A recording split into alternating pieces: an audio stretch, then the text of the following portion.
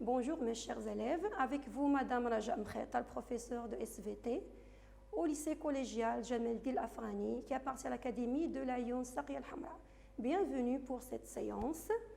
Comme vous voyez, ça sera une séance de soutien et de consolidation pour les contenus qu'on a déjà vus, à savoir les fossiles et la fossilisation, le rôle des fossiles dans la reconstitution des milieux anciens de sédimentation et dans la datation relative des roches sédimentaires. Aussi, on a vu l'échelle stratigraphique et le dernier contenu, c'était le cycle sédimentaire. Commençons par les fossiles. Donc, ici, on voit un petit schéma qu'on va remplir en termes de rappel. Donc, les fossiles peuvent être des restes ou bien tout simplement de traces de l'activité biologique. Les restes peuvent être intacts. Donc ici on a des images réelles de restes intacts, de fossiles entiers, à savoir le mammouth de Sibérie et les insectes comme ce moustique-là, qui est emprisonné dans une matière appelée ambre. Les restes peuvent être aussi des parties dures, ou bien de restes de parties dures, soit minéralisés sans remplissage avec les sédiments, soit sous forme de moulage interne et externe avec remplissage. Ici, on a un exemple de la carapace du trilobite qui est minéralisée sans remplissage. On a ici la carapace d'origine. Le deuxième cas, ce sont des moulages externes et internes du même espèce, les trilobites.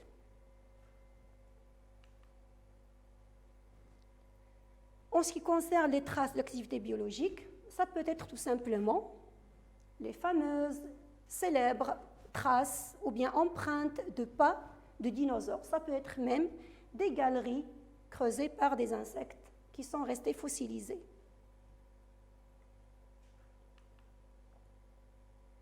En ce qui concerne le processus de la fossilisation, ça veut dire la transformation des restes en fossiles. Ici, je t'invite à faire un petit exercice, c'est d'essayer de classer par ordre chronologique les événements qui se sont passés avant la transformation de la coquille de l'ammonite en un fossile. Donc, pour mettre en ordre ces images, on va commencer par l'organisme étant toujours vivant. Donc ici, tu vois avec moi l'ammonite en train de se déplacer. Ce déplacement, ça veut dire qu'il y a une activité biologique. Ça veut dire aussi que l'être vivant est toujours vivant.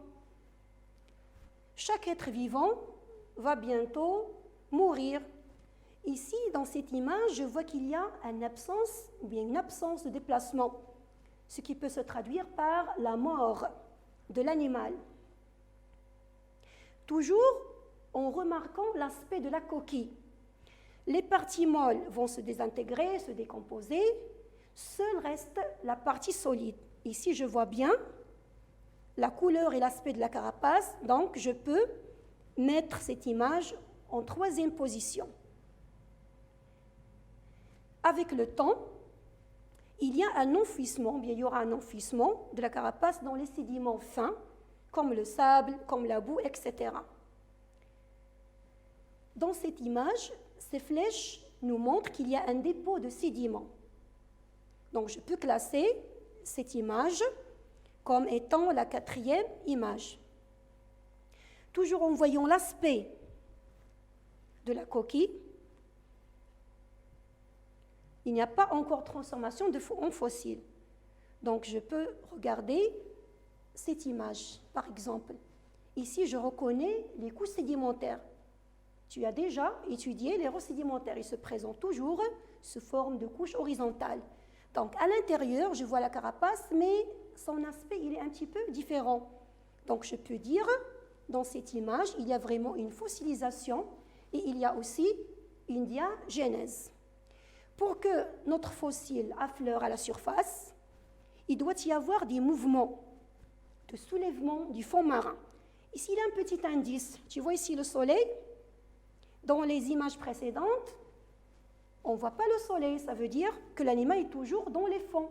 Ici, je vois le soleil, ça veut dire l'air libre, ça veut dire affleurement.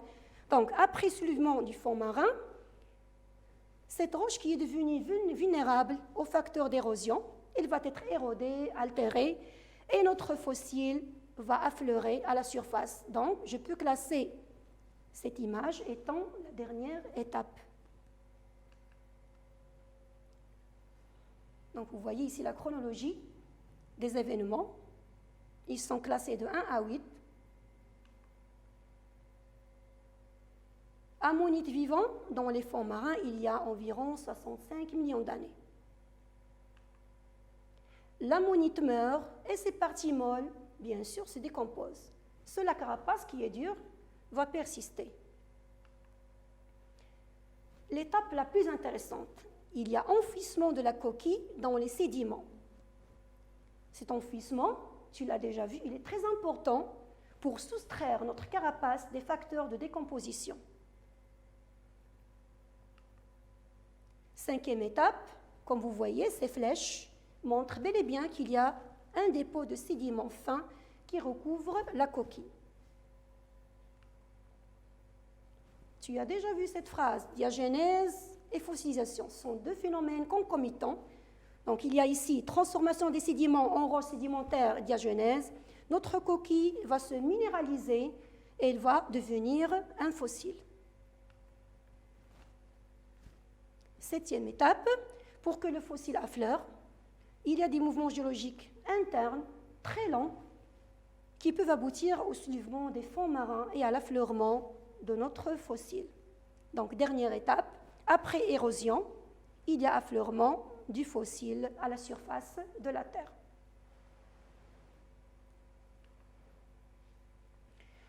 En ce qui concerne l'intérêt des fossiles, on a déjà vu que les fossiles se divisent en deux catégories, à savoir les fossiles de faciès, qui permettent de reconstituer les milieux anciens de dépôt, et il y a les fossiles stratigraphiques, ou bien les fossiles indicateurs du temps, qui permettent de dater relativement les roches sédimentaires qu'ils contiennent, ou bien que ces roches contiennent. Donc, on va faire comme un petit exercice. On a ici une forme de schéma, d'une figure, accompagnée d'âge en millions d'années. Donc, ici, on peut voir cette figure dont on a déjà parlé. L'extrémité en bas, elle représente toujours la date d'apparition. Le milieu, qui est un petit peu plus large, représente la répartition de l'animal bien du végétal, et l'extrémité en haut représente la date de l'extinction bien de la disparition de l'être vivant. Donc, si on compare, ou bien on relève l'âge approximatif, de ces êtres vivants, on peut calculer la période de vie du trilobite, moins 550 millions d'années à moins 245 millions d'années. On peut extraire la période de vie de l'ammonite, comme vous voyez, entre moins 245 millions d'années et moins 65 millions d'années. Et enfin, la durée de vie des nummulites, entre moins 65 millions d'années et moins 1,7 million d'années. Donc, comme vous voyez, tous ces animaux, ce sont des êtres éteints. Ils ont une durée de vie qui est limitée dans le temps. Maintenant, comparons ces êtres à un gastéropode appelé limné. Ici, on a une extrémité en bas qui représente toujours la date d'apparition, mais vous remarquez qu'il y a en haut, il y a des tirets, des points de suspension, comme vous voulez. Il n'y a pas une deuxième extrémité qui montre la disparition de l'animal. Qu'est-ce qu'on peut conclure? Tout simplement que ce gastéropode existe toujours. C'est une espèce qui est non éteinte. On peut dire qu'elle a une durée de vie qui est non limitée. Est-ce que tu peux maintenant distinguer les fossiles stratigraphiques des fossiles de faciès? Bien sûr, on a ici 3 fossiles stratigraphiques. Pourquoi? Ils sont connus par leur durée de vie limitée dans le temps. En ce qui concerne la liminée, on peut la considérer comme un fossile de faciès, puisque c'est une espèce qui est non éteinte, qui existe toujours. Donc, toutes les roches sédimentaires contenant l'un de ces fossiles, elle aura le même âge relatif que ce fossile. Par contre, toute roche sédimentaire qui contient la limonée, qui est un fossile de faciès, elle aura les mêmes caractéristiques du milieu de vie. Ça veut dire, sachant que ce gastéropode vit dans l'eau douce, dans le milieu lacustre, je peux dire que cette couche sédimentaire ou bien strate qui contient ce gastéropode s'est déposée dans des conditions, dans le même milieu que le milieu de vie de ce gastéropode. Ça veut dire dans un milieu lacustre.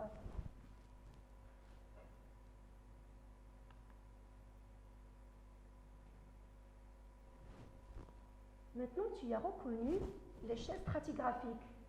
Si tu cherches sur Internet ou n'importe quel ouvrage, tu vas trouver plusieurs versions avec plusieurs animaux, plusieurs couleurs, plusieurs informations plus ou moins développées. Donc ici, on reconnaît l'ère quaternaire, l'ère de l'apparition de l'homme. Il est en blanc. L'ère tertiaire, appelée aussi cénozoïque, le mésozoïque ou l'ère secondaire, et le paléozoïque. Comme on a déjà vu, pour lire une échelle stratigraphique, je dois commencer par la lire depuis le bas. Ça veut dire du bas en haut. Pourquoi? Pour suivre la chronologie des événements.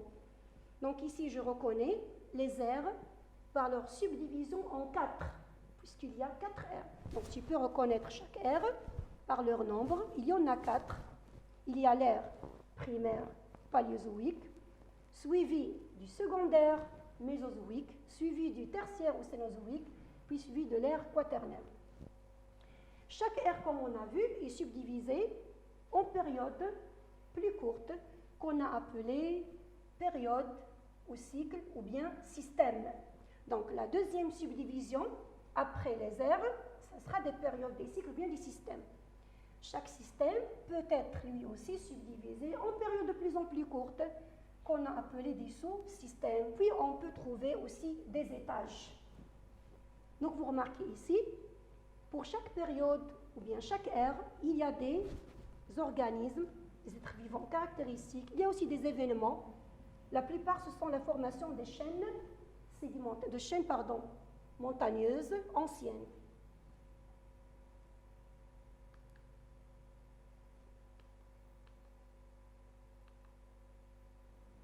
Donc, comme vous voyez, il y a des aires suivies de systèmes, suivies de sous-systèmes. Par exemple, tu peux trouver d'autres subdivisions en étages ou d'autres de plus courte durée. Passons maintenant au cycle sédimentaire. On a déjà fait une définition pour le cycle sédimentaire. On va nous rappeler de cette définition.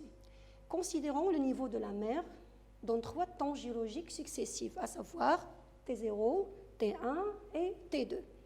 Ici, on a 2 figures. J'ai la figure à ma droite et la figure à ma gauche. Vous avez bien sûr reconnu la mer par sa couleur bleue et le domaine continental par sa couleur marron. Si on compare le niveau de la mer dans chaque figure, donc la flèche noire ici, elle va nous indiquer le niveau de la mer. On va d'abord faire une petite comparaison. Dans la première figure qui est à ma droite, je vais comparer le niveau de la mer dans ces 3 temps géologiques successifs. Donc, temps T0, vous voyez la longueur de la flèche. Temps T1, ma flèche indique toujours le niveau de la mer par rapport au domaine du continent. Et le temps T2. Vous remarquez très bien que ma flèche rétrécit, ou bien sa longueur diminue. Donc, puisque ma flèche diminue, ça veut dire que le niveau de la mer baisse. Ça veut dire qu'il y a un retrait de la mer et une émergence du domaine continental. Ma deuxième figure, je fais la même chose. Ma flèche noire représente le niveau de la mer dans 3 temps géologiques successifs. Si je compare la longueur de ma flèche, je vois que ma flèche, du T0 au temps T2, elle va augmenter de longueur. Ça veut dire qu'il y a une augmentation du niveau de la mer, comme tu vois, qui va couvrir le domaine continental. Est-ce que tu as reconnu ces deux phénomènes? Dans la première figure, on a dit qu'il y a un retrait, un recul du domaine marin par rapport au domaine continental. Dans la deuxième figure, à ma gauche, il y a au contraire une avancée du domaine marin au profil du domaine continental. Je crois que tu as reconnu les deux phénomènes. Il s'agit à ma droite d'une régression de la mer, ça veut dire un recul de la mer, et cette régression, elle est souvent provoquée par une baisse du niveau de l'eau au niveau des océans ou par des mouvements de soulèvement qui font émerger le domaine continental. À ma gauche, il y a une transgression marine. Je la reconnais par une avancée de la mer qui va recouvrir le continent. Cette avancée est expliquée par une augmentation du niveau de l'eau de la mer ou bien par des mouvements d'affaissement, d'abaissement des continents. Bien sûr, on a déjà donné une définition. Ces deux phénomènes vont permettre l'érosion des roches des continents, vont permettre le transport par les courants marins, vont permettre le dépôt, ça veut dire la sédimentation, vont permettre la formation de roches sédimentaires. C'est ce qu'on appelle le cycle sédimentaire. On l'a déjà défini. Donc, chaque cycle sédimentaire, il est compris entre une transgression et une régression marine. Chaque phénomène va donner une suite de couches sédimentaires caractéristiques. Par exemple, lors d'une transgression, on aura ce qu'on appelle une série ou bien une séquence transgressive. Lors d'une régression, on aura une séquence régressive. La question qu'on va se poser et qu'on a déjà vue, on va nous rappeler, par quoi est caractérisée une séquence transgressive et par quoi est caractérisée une séquence régressive.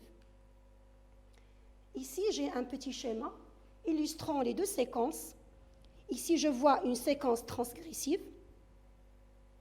Elle se traduit par un passage du faciès continental vers un faciès marin. Qu'est-ce que ça veut dire? Si on considère le principe de superposition, tu as déjà étudié que la couche sédimentaire la plus basse est la plus ancienne. Donc, si je remarque bien cette séquence transgressive, la première couche qui s'est déposée, c'est du grès. Le grès me fait rappeler le domaine continental. La deuxième, c'est le schiste. C'est une couche intermédiaire entre le passage entre le faciès continental et marin. Le calcaire, il est caractéristique du faciès marin. Donc, ce déplacement ou bien transformation du faciès continental vers le faciès marin traduit une séquence transgressive et nous renseigne sur le phénomène de transgression. Par opposition, ici, je vois une séquence régressive. Donc, si tu la compares, et donc A, elle est transgressive, B, elle est régressive. Par opposition, dans une séquence régressive, il y a passage du faciès marin, illustré ici par les roches du calcaire, vers le faciès continental. Donc, le premier dépôt, ou bien la première couche, selon le principe de superposition, c'était des calcaires. Le calcaire, il est caractéristique d'un faciès marin. Le schiste, caractéristique d'un faciès intermédiaire entre le passage du faciès marin continental.